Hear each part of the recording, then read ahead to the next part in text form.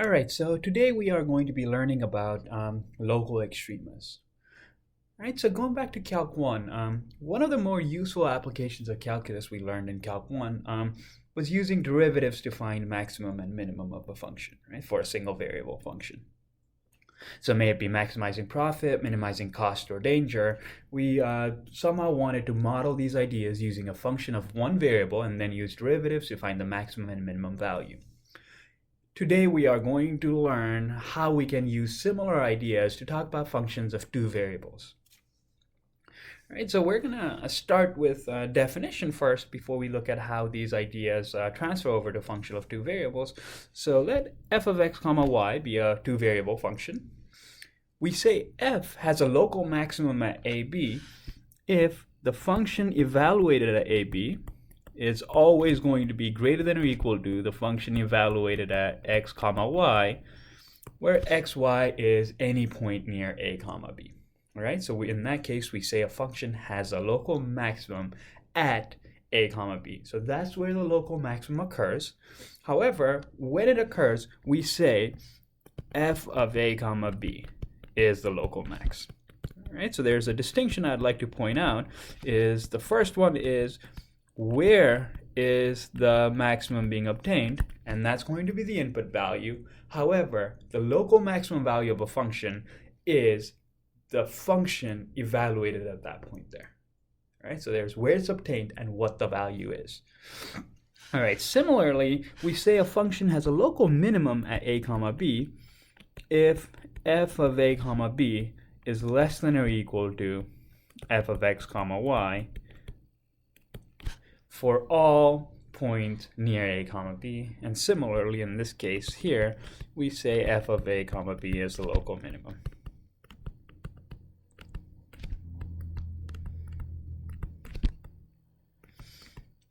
And finally, local minimum and local maximum values together are called local extremas. Right, so when we're talking about local extremas, we're looking for both local min and local max value of a function. Local extremas. All right, so we are going to explore this idea first using graphs of functions here.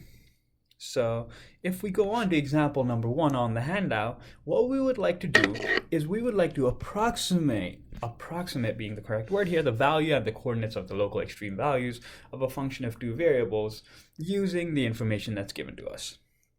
All right, so this function here on the left, which is the surface plot of our function f of x comma y, should look somewhat familiar because every time we open calcplot 3D, this is the function that shows up first, right? I think the exact function is 7xy divided by e to the x squared plus y squared. So if you want to pause this video and go on to calcplot 3D and look at the surface there, this is the one that should pop up. However, we are going to look at the information that is given to us to approximate the local extreme values of this function here in question. All right, so if we think about it, the local maximum value, that's where we're going to start with, is going to be a value for which, if I'm looking at a point, if I move away from that point there, that's still going to be the highest value. All right, so it's going to be the highest point compared to everything in its surrounding. And visually inspecting this picture here, we should realize, hey, this point here, right there, is where our function obtains its maximum value. Why is that? Local maximum, sorry. That is because if I move in this direction here from that point along the line, the value is decreasing. If I move behind, it's decreasing. If I move in this direction, it's decreasing. And if I move in that direction, it's decreasing as well. So if I start at that point and if I move in any direction compared to that point there, the function is decreasing, which means in its surrounding region here, the value of the function at that point here is going to be bigger than or equal to everything around it. All right, so that's a local maximum value. All right, similarly, if I go over here, I can see that's a local maximum value as well because that point is higher than everything surrounding it. Right, so if I look at any direction, move in any direction from that point there, the value of the function is always going to be decreasing. As for the local minimum values, if I look at these 2 points here, I can extend the idea similarly that if I look are in close enough to that point there, the value of the function is always increasing in comparison to those 2 points there. So the top 2 ones are local maximum, the bottom 2 are local minimum values. However, what we would like to do is we would like to see if we can extract the same information starting from the contour plot for a given function. Remember, the contour plot is sketched by looking at all x comma y coordinates where sitting at a constant height. So if I was to go over to the contour plot here, which is on the right, and I'm going to concentrate on the right, top right quadrant, so the first quadrant here, and I'm going to look at the contour plots here. So when I'm looking at this contour plot corresponding to 0.2, which is right here, what that means is these are all x comma y values that when I plug it into the function f of x comma y gives me 0.2. Or in other words, these are xy values that are sitting at height 0.2 on our given function there. All right, so now what we're going to do is we're going to see what's happening to the function as we follow these contour lines here. So we realize this is at 0.2, this value here is at 0.4, 0.6, 0.8, and then 1.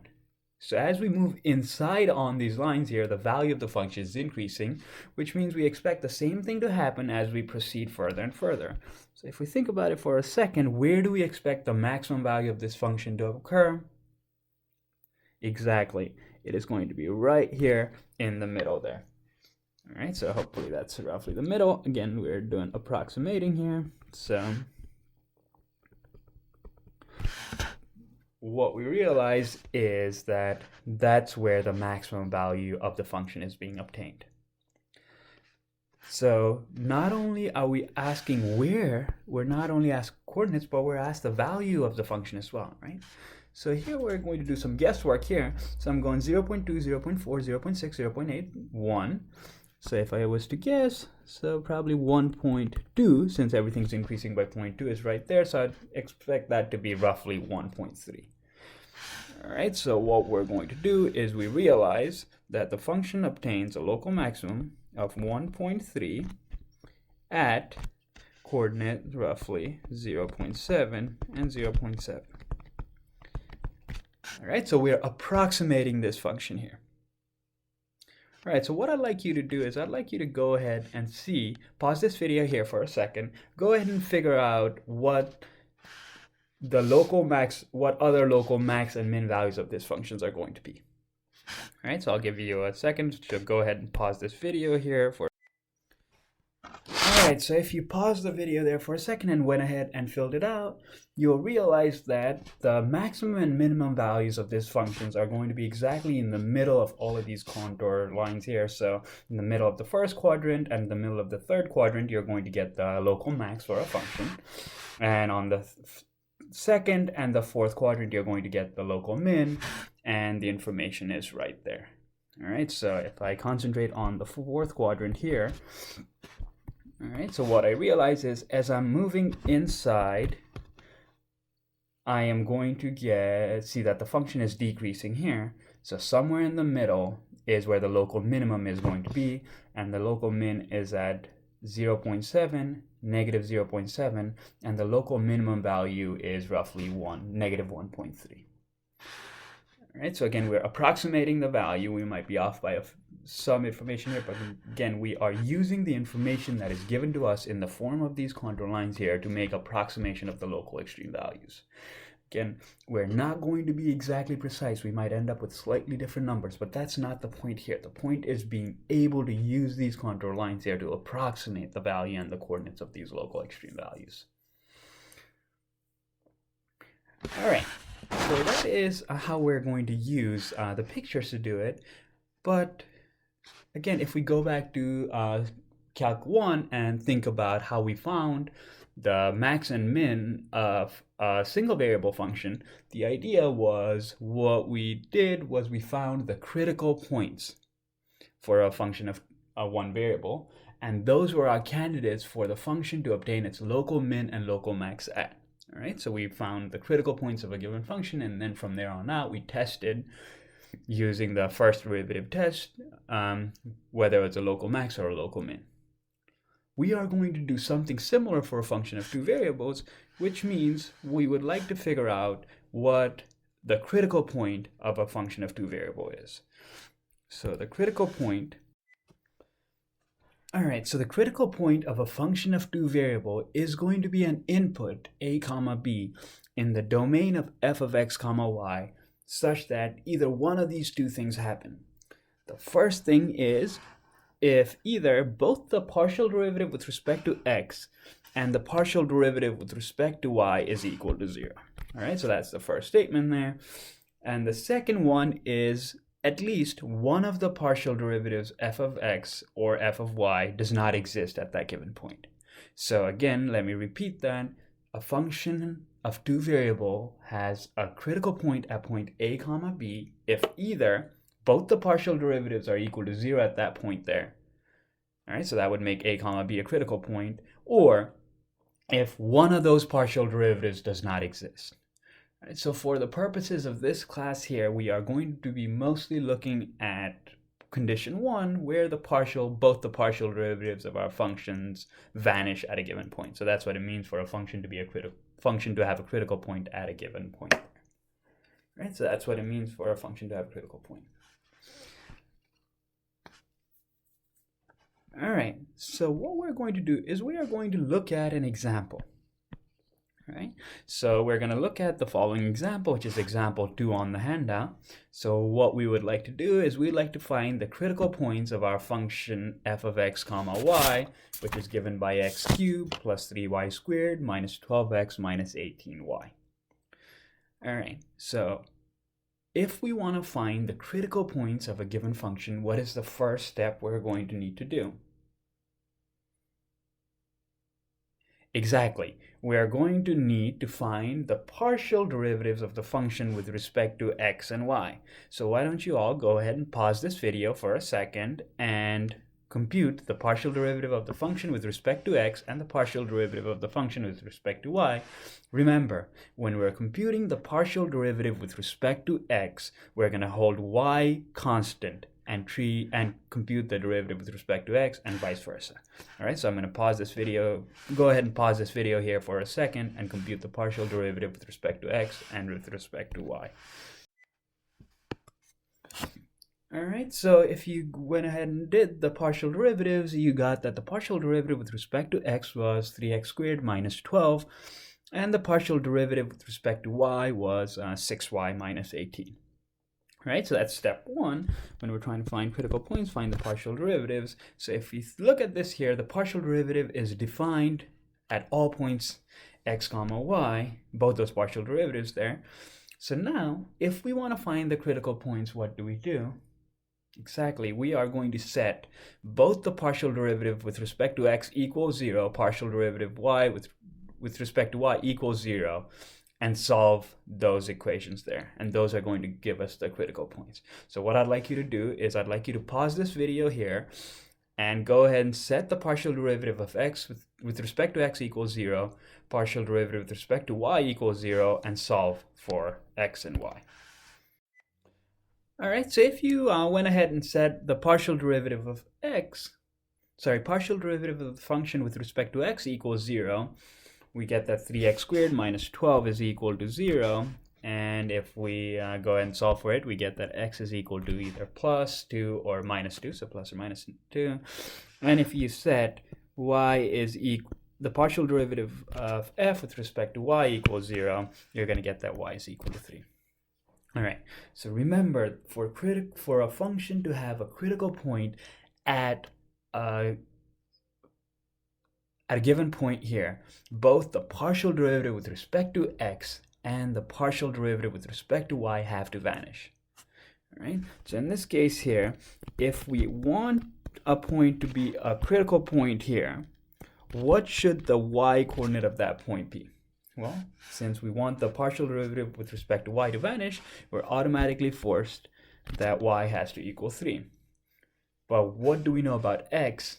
X could be either plus or minus 2. So in this case here, the one critical point is going to be 2, 3, and the other one is going to be negative 2, 3. All right, so those are the critical points of these functions here. All right. So, any questions here?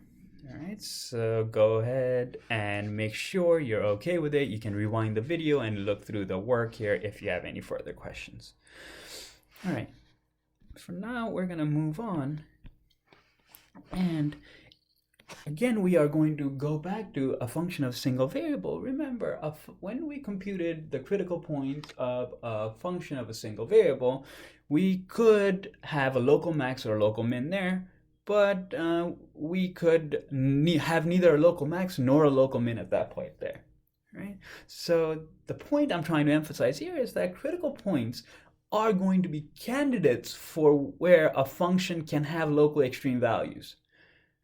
But it doesn't necessarily mean every time I have a critical point, it has to have a local max or a local min. Instead, other functional behaviors could happen at these points as well. All right, and one of the behaviors that we are going to see when we're talking about a function of two variables that we did not see when we're talking about a function of one variable is what is called a saddle point. All right, so a saddle point is an input where f of x comma y is going to increase in some direction starting from a comma b while it decreases in other directions. All right, so if you look at your handout there, there's a picture right there given to us with a little dot there in the middle, this little red dot here. So what we're going to do is we're going to look at the little red dot in question here and see what's happening as we move in a few directions. All right, so what I'd like to do is I'd like to move along this line here in that direction. So if I think about that line there, what's happening as I move away from that red point in either this direction or that direction there, we realize that the function is decreasing away from that point there. So if I move in this direction, along this line here, starting at that point in either direction, I'm going to be decreasing. However, let's look at this line here now.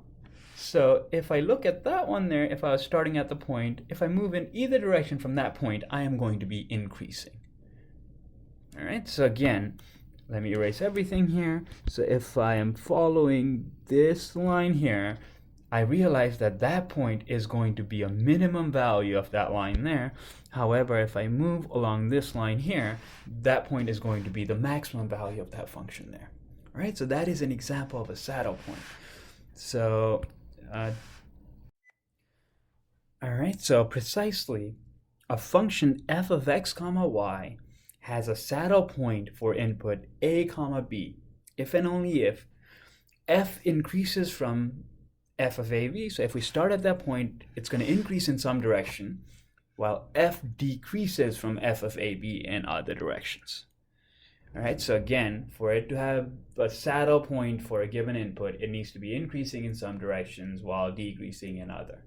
All right, as opposed to when we're talking about a local max or a local min value, if we had a local max, it was decreasing in all directions. It was a local min, it was increasing in all directions. If we have a saddle point, it's going to increase in some and decrease in other.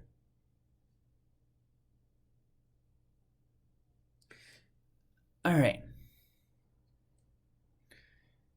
So I'll give you a second here to write that down. If you want to pause the video, go ahead and pause it. All right, so what we would like to do is we would like to figure out a way of computing, given a critical point, whether it's going to be a local max, local min, or a saddle point without having to draw the picture. And to do that, we are going to be talking about the discriminant of a function of two variables. All right, so given a point a comma b, the discriminant d of a function of two variables at given point a comma b is going to be the following quantity. D is going to be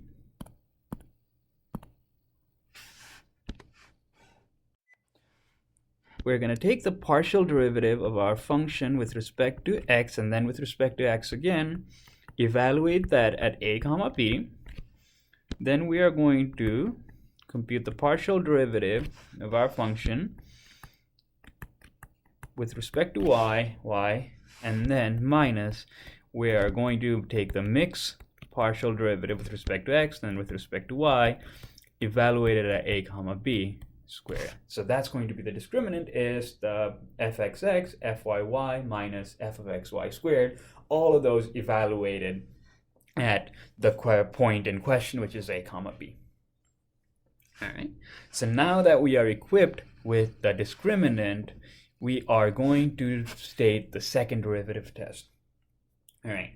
So given the discriminant and the partial derivatives, we can figure out, we can say something about the critical point in question. So the second derivative test says, let AB be a critical point of a smooth function f of x comma y. Then, if the discriminant is positive and the partial derivative with respect to x twice is negative, then f has a local max at a comma b.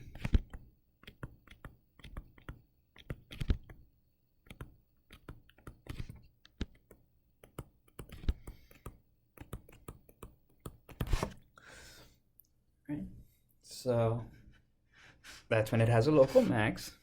On the other hand, if the discriminant is positive, but the partial derivative with respect to x twice is also positive, in this case, f has a local min at a comma b.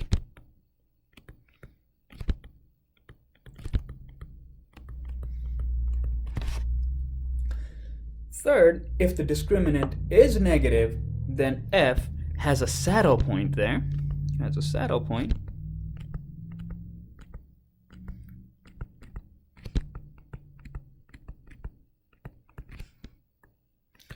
And finally, if the discriminant is equal to 0, then this test is inconclusive. Right? So this test is not going to tell us anything about what kind of critical point we have if the discriminant turns out to be 0. Right? So that's the second derivative test here. So we are going to look at an example and find all the critical points and use the second derivative test to analyze these critical points here. All right, so the function in question here is f of x comma y is equal to x cubed y plus 12x squared minus 8y. So if we are trying to find the critical points, what is the first step we need to do? Exactly, we need to go ahead and compute the partial derivatives of this function here with respect to x and with respect to y. So what I'd like you all to do is go ahead and do that, and then to find the critical points, you're going to have to set partial derivative of x with respect to x and partial derivative with respect to y equals 0, and find all x, y that make both of them 0. All right, so go ahead and pause this video here and find the critical points of this function. All right, so if you look back up at the video, we have worked through the process here of computing the critical points of this given function here. So first thing we did here was compute the partial derivative with respect to x and the partial derivative with respect to y. So the partial derivative with respect to x, again, remember, is we're going to take the derivative of our function, but we're going to treat y as a constant. So when I compute the partial derivative of f of x, I get 3x squared y plus 24x. And when I take the partial derivative with respect to y, I get x cubed minus 8. All right, so now that we have the partial derivatives, the first step is going to be finding the critical points. And to find the critical points, we're going to set both f of y is equal to 0, we're going to set f of x is equal to 0, and we're going to solve for x and y. Again, let me emphasize the point, and it's going to be especially pertinent in this particular example here, the fact that critical points are where both of the partial derivatives need to vanish. All right. So first, what we did here is we set the partial derivative of f with respect to y equals 0. And when I do that, I get x cubed minus 8 is equal to 0, or x is equal to 2. All right, so if I want the partial derivative of y to vanish, x has to equal 2. All right, are we okay there so far? All right, so next up, what we're going to do is we are going to set partial derivative of x equals 0. So when I do that, I get 3x squared y plus 24x is equal to 0. All right, and when I do that, I'm going to get 3x times xy plus 8 is equal to 0. All right, so if I get 3x times xy plus 8 is equal to 0, when I know the product of two numbers are 0, what can I say?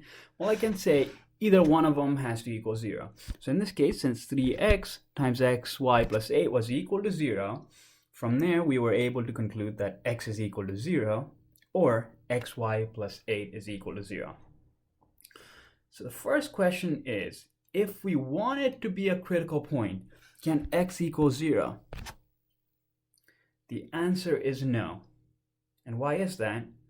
Well, because if we want it to be a critical point, we know the partial derivative with respect to y should vanish, and the only way it's going to vanish is if x is equal to 2. In this case, if x is equal to 0, then the partial derivative would not vanish. Therefore, x is equal to 0 cannot be a critical point. So in that case, all we're left with is xy plus 8 is equal to 0. We know for it to be a critical point, x has to equal 2. So I went ahead and I plugged in x is equal to 2 in here. Right, so when I do that, I get 2y plus 8 is equal to 0, or y is equal to negative 4. So the only place where both the partial derivative with respect to x and partial derivative with respect to y are going to be vanishing is at the point 2 and negative 4. All right, so this is a slightly convoluted example here. Algebra is slightly more challenging, but this is on purpose here because this is symptomatic of the thought process we're going to have to work through. It's not going to always fall out exactly nicely where we get x from one side and y from one side like we did in example 2 earlier. All right, so again, if you have questions here, please bring those to when we are talking together when we meet. But for now, what we're going to do is we're going to take the information we have to figure out whether this critical point is going to be a local max, local min, saddle point, or if there's nothing we can say based on the computation here. So if I want to figure out what kind of critical point I have, what do I need to do? I need to do the second derivative test. If I need to do the second derivative test, that means I need to find what the partial derivative with respect to x was, I need to find what the partial derivative with respect to y is, and I need to find what partial derivative fxy is. All right, so these are second order partial derivatives. We're going to need to find these three quantities here. So what I'd like you to do is I'd like you to pause this video here and go ahead and evaluate these partial derivatives. All right, so if you went ahead and evaluated these partial derivatives, you're going to get that fxx is 6xy plus 24, fyy is 0, and fxy is 3x squared. So then remember the discriminant of our function is going to be, well, the discriminant evaluated our critical point. Again, remember we're interested in the discriminant at a given point. At the critical point is going to be the partial derivative of our function with respect to x twice evaluated at that point, the partial derivative with y twice evaluated at that point there, minus f of xy evaluated at that point squared. All right, so since we know the partial derivative with respect to y twice is equal to 0, that quantity is automatically going to equal 0. So I get 0 minus f of xy, which is 3x squared. And what is my value of x here? I need to plug in 2, negative 4. So when I do that, I get 3 times a negative, sorry, that's actually positive. That's positive 2 squared, and the entire thing squared again. So when I do that, I get 4 times 3, which is 12. 12 squared is 144. So when I do this, I get negative 144, which is less than 0. And what happens if our discriminant is less than 0? Exactly, we have a saddle point at 2, negative 4. All right, so the process when we're trying to figure out whether a critical point is going to be a local max, local min, or a saddle point is first find the critical point, find the discriminant, and use the discriminant to analyze the critical point in question. All right, so I should put a little disclaimer here. If you hear little meowing in the background, it's one of the cats I have that really wants attention right now, so sorry for that one. All right, so moving on, what we would like to do now is if we go back to a function of single variable here, the idea is when we're optimizing a function, one way was finding the local max and local min, and the other one was finding the absolute max and the absolute min. All right, and there's going to be similar thing for a function of two variables. There's going to be a slightly different way of computing the absolute max and absolute min of a function of two variable on a given region. But turns out we need to be comfortable with finding the absolute max and absolute min of a function of single variable. So we're going to do a quick recap of stuff you've learned in Calc 1 already, so hopefully this won't be as terrible, but just in case we've forgotten the process, I would like to walk you through how we do that. All right, so before we do that, I'd like to define what it means for us to have an absolute max or a global max.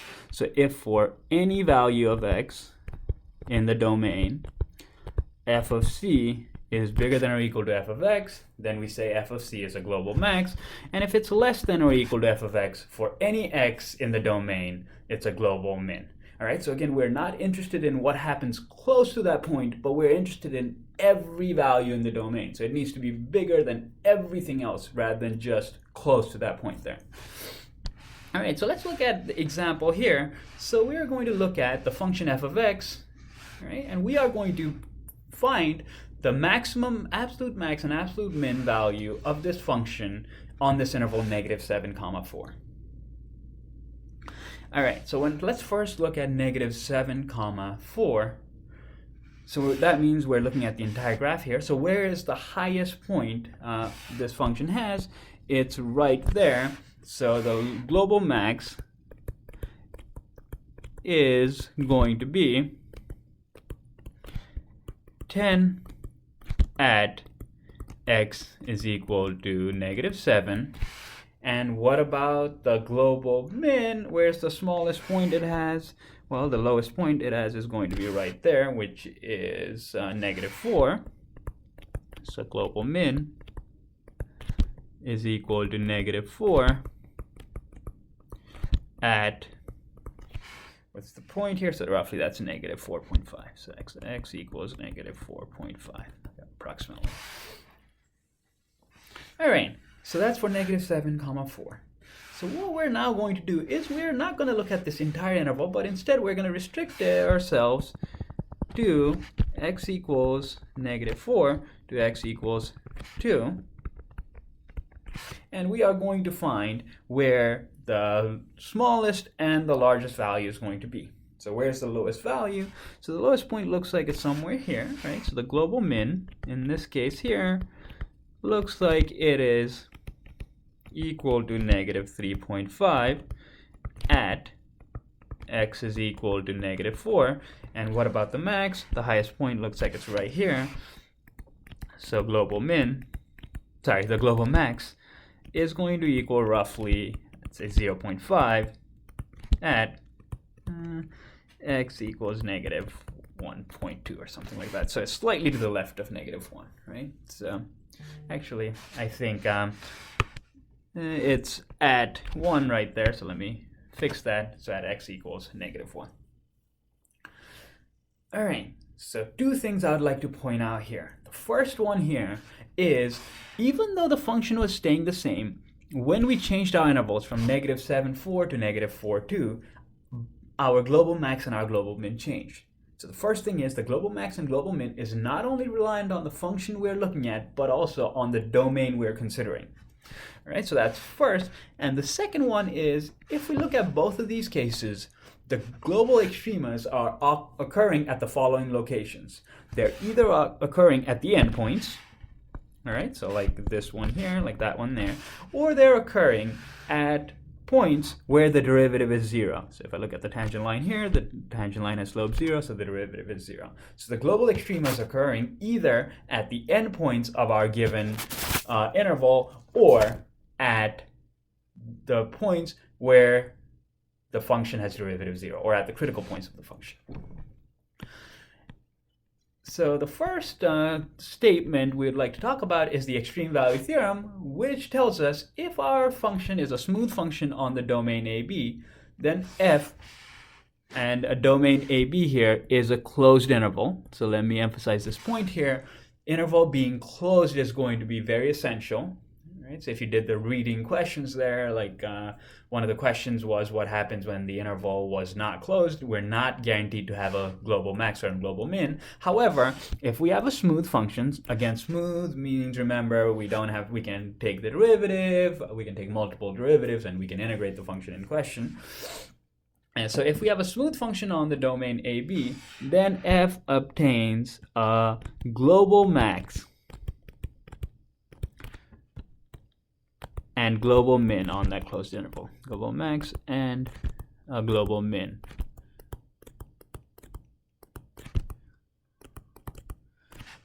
On the interval AB, on the closed interval AB.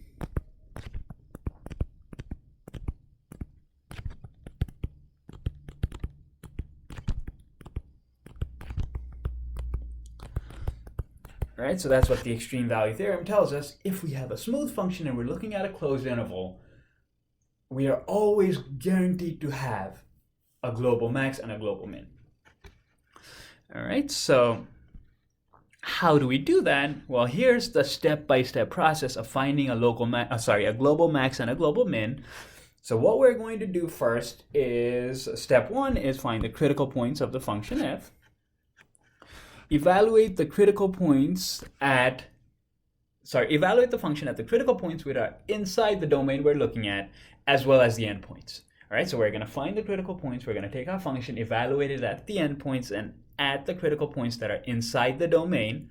And the largest value we get is going to be the global max, and the smallest value is the global min. So really what this process is telling us is that really, the only places our function can actually have a global max and a global min is either the endpoints or the critical points. So we're going to go ahead, find all the endpoints, all the critical points in our domain, and then evaluate our function at those points there. We're going to get our global max and our global min. All right, so we are going to look at the following example. F of x is equal to x cubed minus 3x squared minus 9x plus 4. On the interval -2, 3. All right. So the first thing we really need to verify is that it's a smooth function, and f of x is a polynomial, so we can take as many derivatives as we want of a polynomial, right? So we're good there. And we are on a closed interval. F is a polynomial, and -2, 3 is closed. All right, so these are the two things we need to verify. Next, once we have that, we're going to go to step 1, which is going to be find the critical points of the function. So what I want you to do is I want you to pause this video here and go ahead and evaluate the critical points of this function here. So again, for a function of single variable, remember the critical point are the points where the derivative is equal to 0 or the derivative is not defined. In this case, since it's a polynomial, the derivative is always going to be defined. So if you want to find the critical points, you're going to have to find the derivative, set it equal to 0, and solve for x. All right, so go ahead and pause this video here and find the critical points of this given function. All right, so now what we've done is to find the critical point, find the derivative of f prime of x, set it equal to 0. And then when you do that, you're going to have to do some factoring. All right, so again, if you are not comfortable on how to factor, please swing by office hours. All right, so again, not sure how exactly we're going to be running office hours, but I will share that detail as we go along. Right. So again, if you are not comfortable factoring, I would like you to come ask me how to do that during office hours, and I'm more than happy to explain it, but I'm not going to spend lecture time doing that. All right, so now we have the critical points. The question is, are both of these critical points in the interval in question? The answer is yes. So step 2 now is going to be take our critical points and our endpoints and evaluate the function at those points there. So the points we're going to have to evaluate are at the endpoints, which is -2 and 3, and the critical points, which are 3 and -1, but since 3 is already included here, all we need to do is now evaluate the function at -1. So I'm going to let you pause this video and go ahead and do that.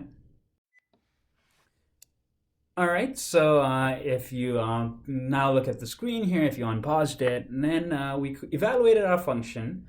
All right, so one thing I'd like to point out is when we now go ahead and plug these values, we're plugging them, into the original function. All right, so into f of x, not f prime of x, and that is going to be especially important because we are very likely to want to plug that value into the derivative. That's not what we're doing. We're taking our function and we're going to plug it into the function here. All right, so when I plugged in -2, I got 2. Hopefully these numbers are correct. I really hope so. If I plug in -1, I get 9, and if I plug in 3, I get -23. So the question is, if I look at these 3 numbers, which one's the largest value? Well, the largest value is 9, so that's going to be our global max. And now, which is the smallest number? So that one's our global min.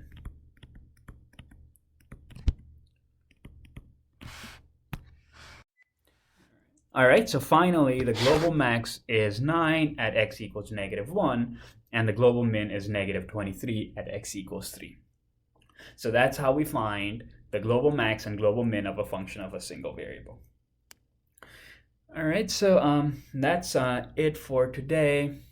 Again, a few things I'd like to mention. You're already probably tired of hearing my voice over the video, but if you have any questions, concerns, any feedback, please let me know. All right, again, we're trying to figure this out as we go along. I am going to be sharing information with you regarding office hours, about meeting time, all of that in due time, but I just wanted to make sure the video looked okay, that I could put it up online and you could watch the video before we come together as a class and talk on Monday. All right, so again, thank you for bearing with me. If you have any questions, concerns, comments, please send me an email.